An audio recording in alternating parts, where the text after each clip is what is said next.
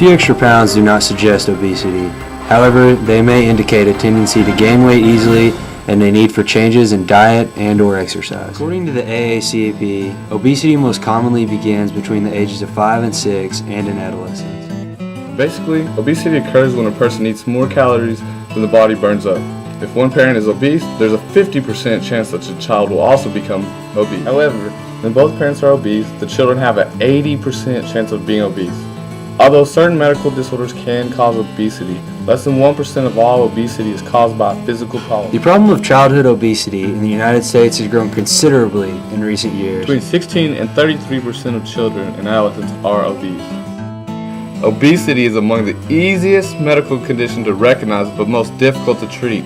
Unhealthy weight gain due to poor diet and lack of exercise is responsible for over 300,000 deaths each year. Unless overweight children adopt and maintain healthier patterns of eating and exercise, they are much more likely to become overweight adults. According to the American Academy of Child and Adolescent Psychiatry, a few things that cause childhood obesity are poor eating habits, overeating or binging, lack of exercise, family history of obesity, medical illness, medication, stressful life, family and peer problems, low self-esteem, and depression.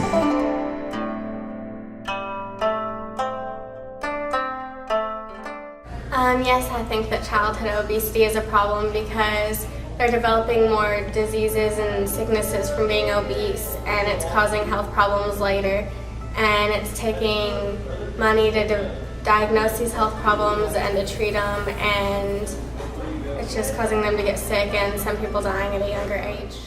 Yes, I do think childhood obesity is a problem, and I think it's due to lazy parenting.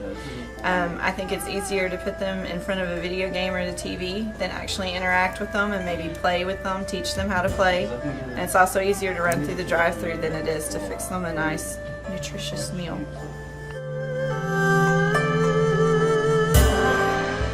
There are many complications that come with obesity. These include heart disease, high blood pressure, diabetes, breathing problems, and trouble sleeping at night. Children that are obese also have an increased risk of emotional problems. Teens with weight problems tend to have much lower self-esteem and be less popular with their peers.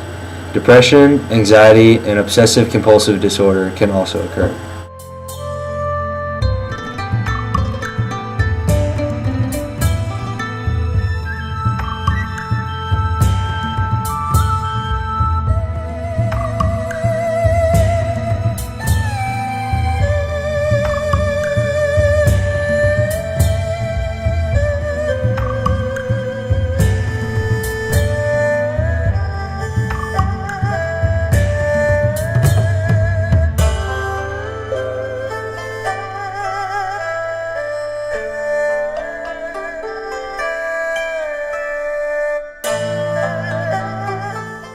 If nothing is done to help childhood obesity, then there will be no productivity in our world, and everyone will be unsuccessful.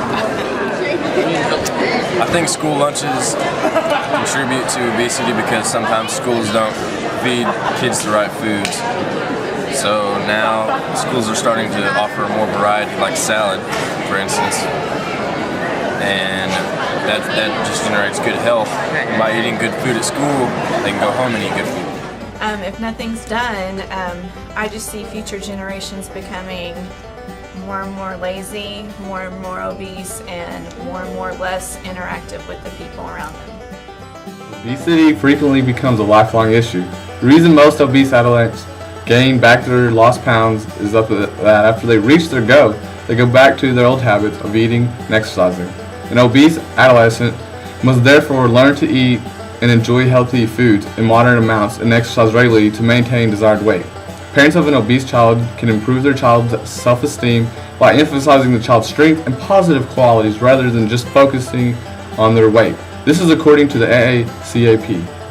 Chow and Jessica will now explain some of the solutions to this problem and ways that you can help prevent childhood obesity.